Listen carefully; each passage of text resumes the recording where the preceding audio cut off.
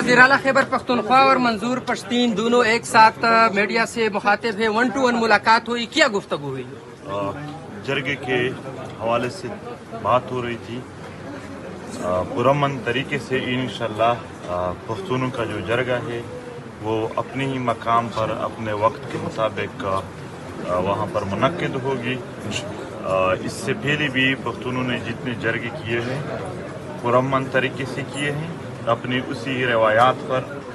آج بھی پختون جرگہ قائم ہے اور جو شہادتیں ہوئے ہیں, جو واقعات ہو گئے, ان پر تعزیت ہو گئی اور تقریباً پوری پختون قوم اپنے جرگے کے شہداء پر خفا ہے.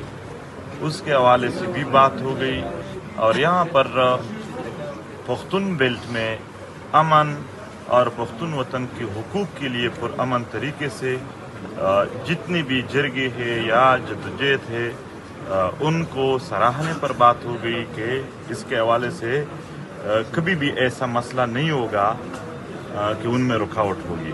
تو یہی ہے کہ جرگہ اپنے ہی مقام پر اپنی وقت پرامن طریقے سے منعقد کی جائے گی. شرائط کیا تھے اس حوالے سے؟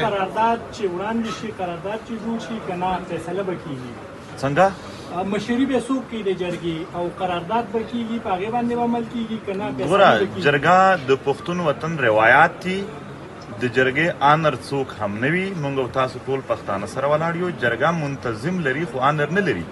جرګه کې آنر ټول پښتون کام وي چې څومره هم د دوی مشران وي ټول د هغې مالک وي. نو چې کله ټول پښتانه را ورسیږي د هغو د خپلو روایاتو مطابق مشاورت وشي. هغه مشاورت پس به دوی خپل مطالبات او دیگی حل څنګه ویني په هغه باندې التا خبره وکړي. سیم صاحب, یہ جو نقصانات ہوئے ابھی منظور پشتین کے سامنے, آپ اس بارے میں کیا کہیں گے؟ اس کو سزائیں ملے گی؟ میں یہ کہتا ہوں کہ جو وفاقی حکومت نے صوبے کے اندر مداخلت کر کے صوبے کی روایات کو, جرگہ جو کہ ہماری پہچان ہے ہماری پشتونوں کی, اس کے اوپر جو ایک حملہ کیا قابل مذمت ہے. اور الحمدللہ یہ ہماری کامیابی ہے کہ قربانی تو دینی پڑتی ہے. پاکستان بھی بنا تھا تو قربانی دی تھی اور پھر قبائل نے تو پورے پاکستان کے لیے امن کے لیے بہت قربانی دی ہے. ابھی بھی شہیدوں کے ذریعے قربانی دی گئی ہے لیکن اس قربانی کا انشاءاللہ ثمر بھی آئے گا, اس کا انشاءاللہ پھل بھی ملے گا. اس طرح ہمارے ابو اجداد نے دی, آج ہمیں ایک آزاد ملک ملا, اس طرح ہم دیں گے. ہمارے بچوں کو جو ہے ایک بہتر امن ملے گا, بہتر پاکستان ملے گا. تو اس میں انشاءاللہ آج اس کی قربانیوں کا یہ پھل ہے کہ ہمارا وہ جرگہ وہیں پر ہی اسی جگہ پر انشاءاللہ ہو رہا ہے. کامیاب جرگہ ہوگا انشاءاللہ. تمام جو مسائل ہیں, مطالبات ہیں, ان پہ بیٹھ کر یہ لوگ مشاورت کریں گے اور اس کے بعد انشاءاللہ میرا یہ بھی وعدہ ہے کہ مشاورت کرنے کے بعد جو بھی قرارداد پاس ہوگی میں بحیثیت وزیر اعلیٰ انشاءاللہ اس کو ہر اس فورم کے اوپر کنٹیسٹ کروں گا, مقدمہ لڑوں گا. سفیر بن کر کے یہ مسائل ہمارے مسائل ہیں اور ان کا حل ہمارا حق ہے انشاءاللہ. اور بحیثیت علی امین بھی انشاءاللہ میں وعدہ کرتا ہوں کہ میں انشاءاللہ یہ مسائل حل کرنے کی 1-to-1 ملاقات ہوئی, کوئی شرائط رکھی گئی ہے مذاکرات میں کہ یہ مطلب شرائط وہاں پہ ہوتی ہیں بھائی جہاں پہ دل میں کوئی اور بات ہو. ہم کھلی کتابیں ہیں, کھلی بات کرنے والے. مجھے بھی آپ جانتے ہیں اور منظور پشتین کو سب جانتے ہیں.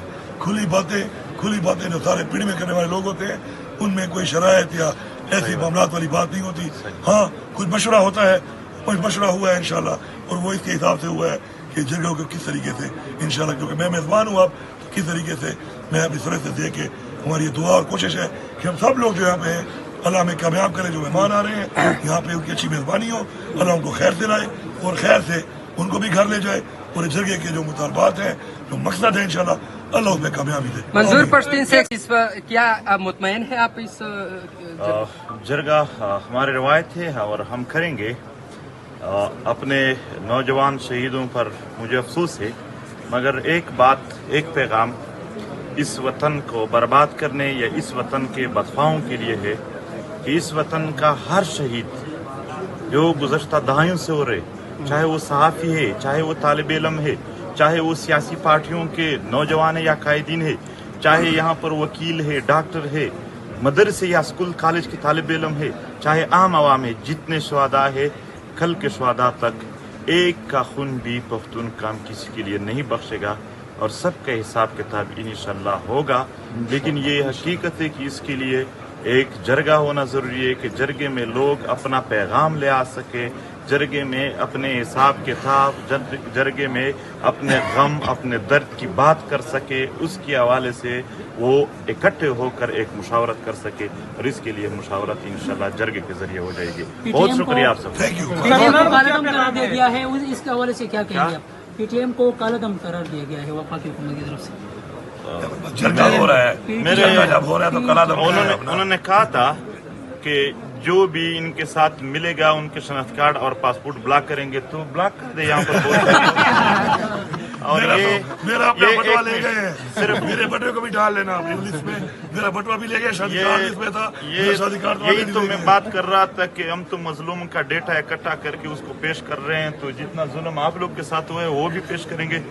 اور یہی کہ وہ اس پر اگر شناخت کارڈ اور پاسپورٹ بند کرنا چاہے تو دل سے اگر یہ سارے صحافی اور جو نہیں حاضر وہ ان سے پوچھ لے, وہ بھی ہمارے ساتھ کھڑے ہیں, پورے پختون بیلٹ اپنے جرگے کے ساتھ کھڑے ہیں. اور بین کی بات ہے, انتہائی ظلم ہے ایک پرامن تحریک کو دہشت گردوں کا تحریک کہنا. وہ لوگ جس نے پوری عمر یہاں پر دہشت گردوں کی معاونت کی ہے, ٹریننگ دی ہے, ان کو یعنی اماجگاہیں دیے ہیں, وہ سب کھلے عام پھر رہے ہیں.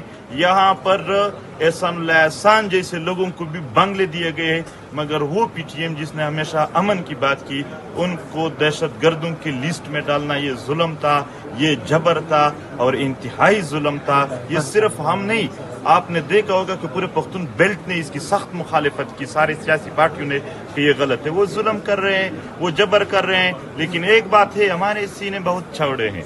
ہم نے شہیدوں کو یہ ظلم جبر کو بڑے ہی کھلے دل سے برداشت کیا. ان کے لیے یہ پیغام ہے کہ ایسا نہ ہو کہ جب آپ کی باری آ جائے تو آپ کی چیخیں آسمان تک پہنچ جائیں. وزیر اعلیٰ خیبر پختونخوا اور منظور پشتین